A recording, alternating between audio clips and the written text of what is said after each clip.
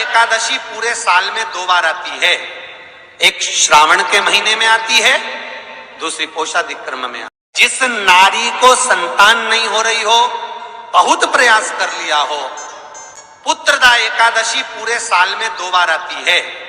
एक श्रावण के महीने में आती है, दूसरी पोषाधिक क्रम में आती है। पुत्रदा एकादशी होती है, ये संतान की वृद्धि करने वाली होती है। शंकर जी के मंदिर में जाकर, भगवान शिव के मंदिर में पूजन करके घी का 1 कटोरी में घी और 1 कटोरी में खीर शंकर के सामने रख देते हैं।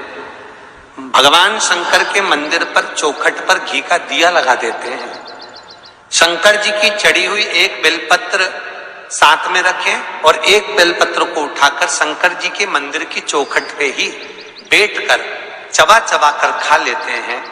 जो 1 बेलपत्र लेकर आए हैं वो अपने पति को खिला देते हैं। कहते हैं पुत्रदा एकादशी के दिन ये कर लेने पर संतान की प्राप्ति हो जाती है, पुत्र की प्राप्ति हो जाती है। महापुराण की कथा कहती है, आप अगर विश्वास रखे हो, सफेद आंकड़े की जड़, जिस नारी का संतान नहीं हो, गर्भ नहीं ठहरा हो, सफेद आंकड़े की जड़, जिस देव अधिदेव महादेव की कथा जिस तुम्बरुका जी ने श्रवण कराई है, शंकर भगवान जिनके सामने बैठकर शिव पुराण की कथा सुन रहे हैं, उन तुम्बरुका जी का नाम लेकर शिवलिंग पे से 21 बार घुमाकर मंदिर में ही कमर पर 7वें दिन रजस्वला धर्म के जो बांध लेता है और 1 पीपल का पत्ता अवधूतेश्वर महादेव का नाम लेकर शंकर पर चढ़ाकर उसको गाय के दूध में उकाल कर रात्रि को दोनों पति पत्नी अगर पीकर सोते हैं, 3 महीने में भगवान भोलेनाथ उसकी गोद भर देते हैं। ये शिव तत्व। शंकर देता जरूर है। अच्छा, संतान नहीं हो, किसी नारी की गोद अगर, स्त्री की गोद अगर खाली रह जाए तो भी दुख होता है उसको कि मेरे घर में औलाद नहीं, संतान नहीं। हम कई बार कहे, आज फिर कहते हैं, ये टेस्ट भी बाद में कराना, सारी जांचें बाद में कराना। एक बार शंकर का भजन कर कर देखना। पिछले वर्ष कथा में तुमरुका जी की जो कथा कही थी, यूट्यूब पर डली हुई, अगर आप लोगों ने नहीं सुनी हो तो उसको निकालना यूट्यूब पर। श्री तुमरुका शिव महापुराण की कथा हमने कही थी, तुमरुका जी का व्याख्यान, उसमें वर्णन किया था। सब जगह से अगर हार जाओ और सारे रिपोर्ट आपकी आपने सब दूर दिखा ली, तो एक बार शंकर पर भरोसा कर कर तुमरुका जी का नाम लेकर सफेद आंकड़े की जड़ को शिव जी पे से रजस्वला धर्म के 7वें दिन 21 बार घुमा लो। नाम गोत्र बोलकर कमर में लाल धागे में बांध लो। पीपल के पत्ते शिव जी को चढ़ाओ, उठाकर लाओ। उस 1 पत्ते को रात्रि को गाय के दूध में उकालो और उस दूध को दोनों पति पत्नी पियो। साथ रहिए, समय आएगा, बाबा चाहेगा तो 3 या 4 महीने में गर्भ ठहर ही जाएगा। सारे डॉक्टर को दिखा लिया अपनी जगह, टेस्ट भी करवा लिया अपनी जगह, पर एक बार प्रयोग, और वो विश्वास रखकर करना पड़ेगा। शंकर पर जो भी कार्य कर रहे हो आप, जो उपाय कर रहे हो आप, शिव का स्मरण कर, भगवान पर अगर विश्वास रखोगे, भरोसो दृढ़ इन चरणन कहो, श्री वल्लभ नक चंद्र छटा बिन सब जगमा ही अंधेरो। अगर भरोसा है तो शंकर है, और भरोसा नहीं तो शिव कहां से। विश्वास लेकर अगर आए हो तो काम तो होगा। ये लोग काशी से आए हुए हैं, विश्वास लेकर ही तो आए होंगे कि हम जाएंगे शंकर की कथा में तो बाबा कृपा जरूर करेगा। कई लोग यहाँ पर बैठे हुए हैं जो विश्वास लेकर आए हुए हैं, दूर दूर से आए हुए हैं, केवल विश्वास लेकर कि भगवान कृपा करेगा किसी ना किसी रूप में, मुझे विश्वास है कि बाबा मेरी सुनेगा। और फिर कहता हूं, कथा में अगर आपने मन लगा लिया, भले टीवी चैनल के माध्यम से श्रवण कर रहे हो, भले मोबाइल के माध्यम से श्रवण कर रहे हो, भले पंडाल में सुन रहे हो, बाबा से अगर दिल से आपने अगर कह दिया तो 3 महीना बहुत होता है सब कामना पूरी होने के लिए। मेरा बाबा आपको कुछ ना कुछ दे ही देता है, बस आपकी रुचि के अनुसार सुख प्रदान कर ही देता है। भगवान कृष्ण की 16,108 रानियां थी। कितनी रानियां? जम के बोलो जरा। 16,108 8 और 16,108 रानियां होने पर भी भगवान कृष्ण के यहाँ जब औलाद नहीं हुई तब भगवान कृष्ण ने अपने गुरु गर्गाचार्य बाबा को बुलवाया और द्वारकापुरी में बुलवा कर पूछा, गुरुदेव मेरी 16,108 रानियों से औलाद नहीं होती, संतान नहीं होती, मैं क्या करूं? गर्गाचार्य बाबा ने कहा, तुम चिंता मत करो, पार्थिव शिवलिंग का निर्माण करो। शंकर भगवान के शिवलिंग का निर्माण कर कर एक एक रानी के साथ में 11-11 दिन तक बैठकर शिव जी का अभिषेक करो। और पार्थिव शिवलिंग का निर्माण गर्गाचार्य बाबा के कहने पर भगवान कृष्ण ने करा। एक एक रानी के साथ में 11-11 दिन तक भगवान शिव का अभिषेक करा। तब भगवान शंकर प्रकट हो गए और शिव जी प्रकट होकर बोले, कन्हैया मांगो तुम्हें क्या चाहिए? शंकर भगवान ने जब कहा, कृष्ण बोले मेरे यहाँ औलाद नहीं है। शिव जी ने कहा, क्यों चिंता करते हो?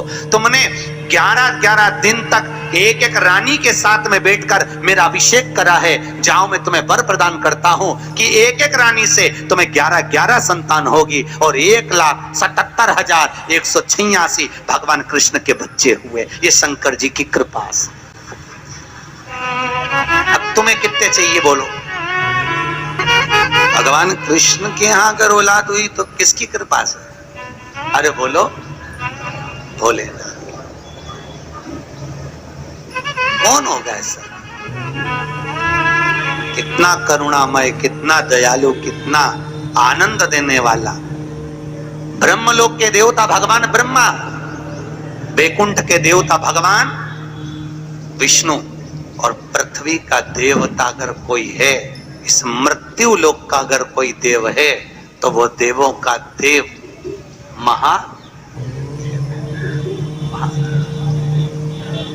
पृथ्वी का देव है, मृत्यु लोक का देव है महादेव। शंकर जी कहते हैं, भले तू ब्रह्मा को भज, चाहे तेरी मर्जी पड़े नारायण को भज, पर मृत्यु लोक का देव तो मैं हूं, पाला तो मुझसे पड़ना है ना, तब निपटूंगा तेरे से। अभी तू जा।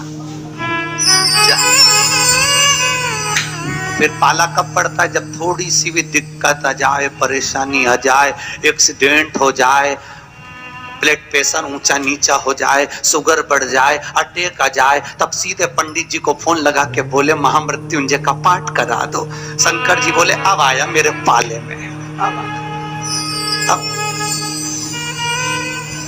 अब आया, लगे सब पाठ करने के लिए। भगवान नारायण का अगर विवाह भी कराने वाला कोई है लक्ष्मी से तो वो मेरा शिव ही है। कौन ने कराया था विवाह? शंकर भगवान। क्या नाम है माता लक्ष्मी की, माता जी का? अरे यहीं तो कोई ऊपर बोल रहा था, गुरुजी हमारे गुलबर्गा में तो खूब कथा होती है, आपको मालूम है गुरुजी? खूब कथा हुए हमारे यहाँ, खूब कथा चले। तो हमने कहा अच्छी बात है, बताओ जल्दी से माता लक्ष्मी जी की माँ का नाम क्या? बोलो तो। हर हर महादेव। माता लक्ष्मी की माँ का नाम था ख्याति देवी। क्या नाम था? ख्याति देवी। कितनी लक्ष्मी हुई? अष्टलक्ष्मी। उसमें से नारायण को कितनी लक्ष्मी भी आई? 2 लक्ष्मी। एक माता ख्याति की पुत्री श्री लक्ष्मी और दूसरी समुद्र देवता की बेटी लक्ष्मी महालक्ष्मी। ये 2 लक्ष्मियां भगवान नारायण को भी आई। कौन कौन सी लक्ष्मी भी आई? जम के बोलो।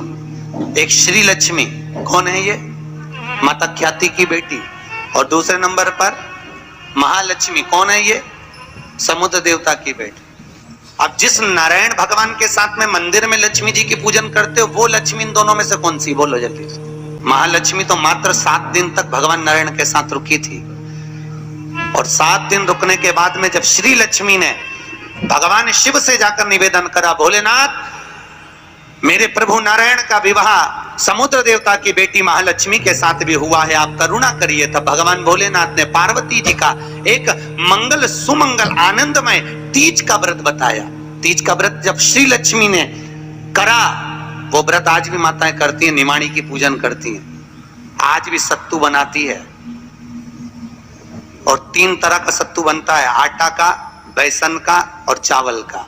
तीनों का अलग अलग प्रमाण है। कल आपको कथा में बताएंगे कि आटे के सत्तू का क्या प्रमाण है, और आपको मालूम हो तो आप हमें बता देना, उसमें कोई दिक्कत वाली बात नहीं हो। और तो कथा तो ऐसी चलेगी, आधी हम बाँचे आधी तुम बाज देना। आटे का सत्तू चने की दाल का सत्तू और चावल का सत्तू, ये तीनों क्यों बनते हैं? और सत्तू भी बनाओ तो चक्की ऐसा बना लो, पर पिंडा बनाना क्यों जरूरी होता है?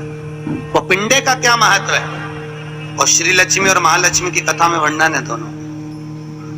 वो कथा कल आएगी, उसको अपन कल लेंगे।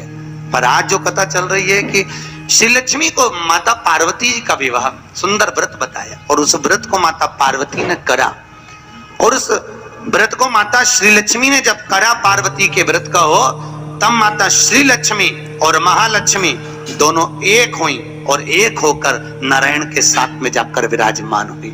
आज भी जो माता लक्ष्मी का एक हाथ नीचे है और कमल का पुष्प पकड़ी है, वो लक्ष्मी जी का महालक्ष्मी दर्शन है। और माता अगर हाथ देर से इशारा कर कर आशीर्वाद दे रही है, वो श्री लक्ष्मी का भाग है। माता दो भाग,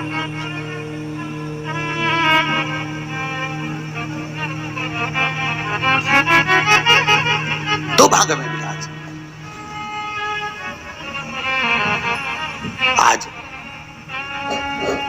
बाबा भोलेनाथ की कथा कह रही, करुणा सागर भगवान शिव जो आनंद की राशि हैं, मृत्यु लोक का जो देव है महादेव, पृथ्वी पर रहने वाले जीवों को कष्ट ना हो, उनको सुख ही देने वाले, सदा प्रसन्नता प्रदान करने वाले। बद्रीनाथ किसका था? जिस बद्रीनाथ में नारायण बैठे हुए हैं, आप लोग बोलते हो ना बद्री विशाल भगवान की, अच्छे से बोलो, बद्री विशाल भगवान की। कौन बैठा है बद्री विशाल में? अरे बोल दो। तुम तो बोलने में भी घबराने लगे कि महाराज ना जाने क्या बोल देगा, पट्टा ही ठिकाने। कौन बैठे वहां पर? नारायण बैठे कि नहीं बैठे? तो वो बद्री विशाल किसका था?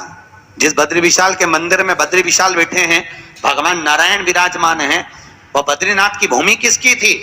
भगवान शिव और पार्वती का निज घर था। शिव और पार्वती वहां निवास करते थे, शंकर और पार्वती वहां रहते थे। एक बार भगवान नारायण के साथ में लक्ष्मी मैया भ्रमण के लिए निकली बद्री का आश्रम, अलकनंदा नदी के तट पर।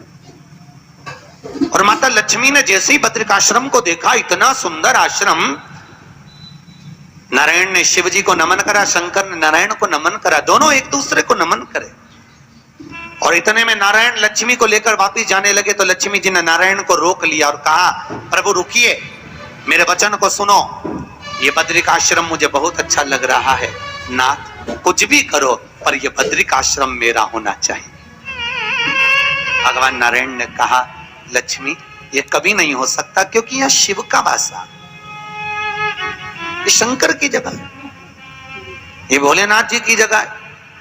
और अगर ये शंकर जी का निज निवास है, शंकर जी का स्थान है, तो तुम्हारा कैसे हो सकता है? लक्ष्मी जी बोली, प्रभु चाहे कुछ भी हो जाए पर ये बद्रिकाश्रम मेरा होना चाहिए। लक्ष्मी जी जिद बैठ गई। होता है, अब पत्नी अगर जिद बैठ जाए तो तुम्हें तो मालूम है, आधी रात के मेडिकल खुलवा के बाम की शीशी लेके आए, तो वो तो बद्रिकाश्रम। लक्ष्मी जी जिद पर अड़ गई। भगवान नारायण ने लक्ष्मी को खूब समझाया, क्यों उपद्रव करती है लक्ष्मी, मान जा, वो अपना नहीं है, जो अपना नहीं है वो अपना कैसे हो सकता है? नहीं प्रभु, मुझे तो वो बद्रिकाश्रम भा गया और मुझे चाहिए, चाहे कुछ भी करो।